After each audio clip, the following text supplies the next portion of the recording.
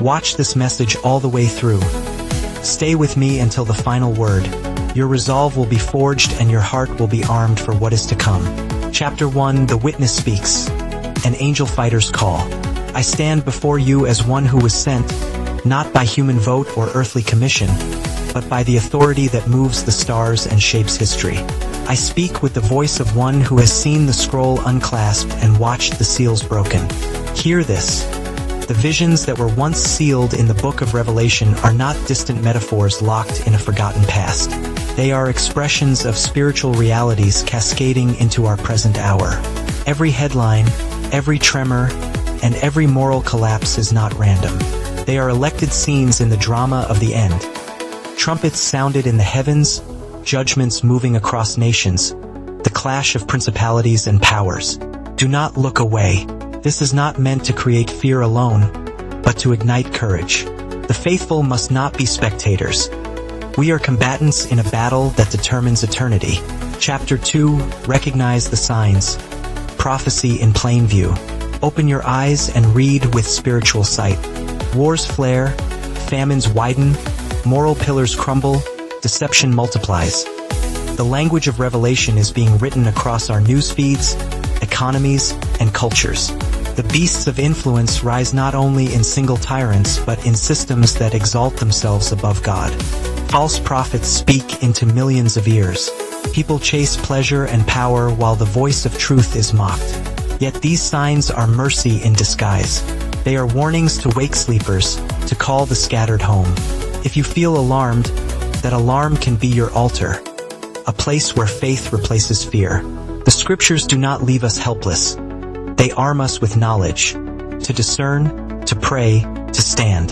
The more you know, the more steadfast you become. Chapter 3. Spiritual Armor and the Way of Resistance.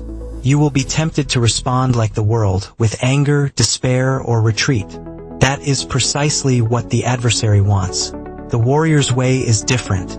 We gird ourselves with truth, righteousness, peace, faith, salvation, and the sword of the Spirit, the living word. Prayer is not a last resort. It is our primary weapon. Fasting refines our spirit. Community strengthens our ranks. Stand firm against the dogs of evil. The propaganda that seduces, the institutions that oppress, the ideologies that devour truth. Confront them with unwavering faith, with acts of mercy, with unyielding prayer, and with the courage to speak the truth in love. Resistance does not mean becoming like the foe. It means becoming more like the King we serve. Chapter 4. Trials forge warriors. Perseverance under fire. You will be tried.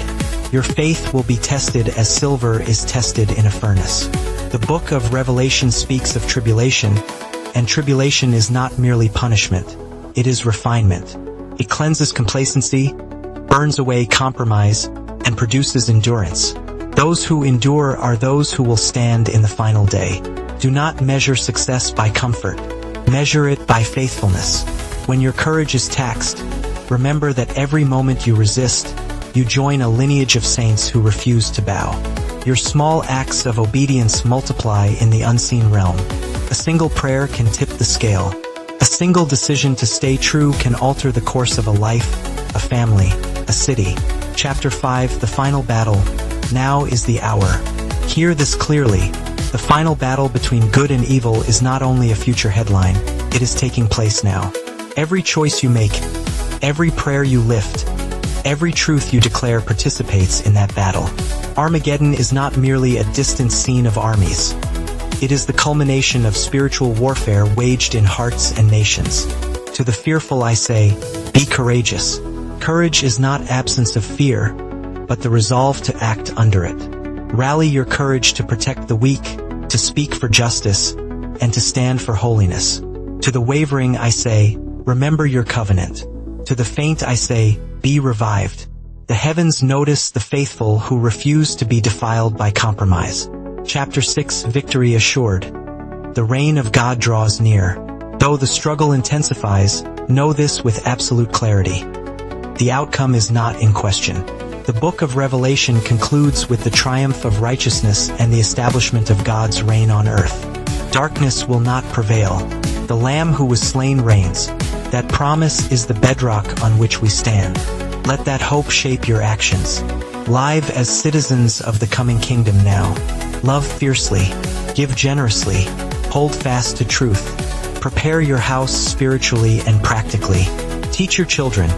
Encourage your neighbors. And be a beacon to those lost in confusion. Chapter 7, The Charge. Stand until the end. I leave you with a charge from one who has stood at the gates and seen the tide of battle. Stand. Stand firm in prayer. Stand firm in scripture. Stand firm in love. Refuse the cowardice of the age. Refuse the easy compromises. Whoever endures until the end will receive the crown promised by the author of life. You are not alone. Angels surround the faithful. The prayers of the righteous ascend like incense. The living word is your shield.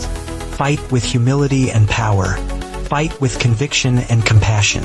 We have been chosen for such a time as this, to be the light that refuses to be extinguished. The reign of God is not an afterthought. It is the destiny toward which all history moves. Go now with courage. Keep watch. Strengthen one another. Be relentless in holiness and in charity.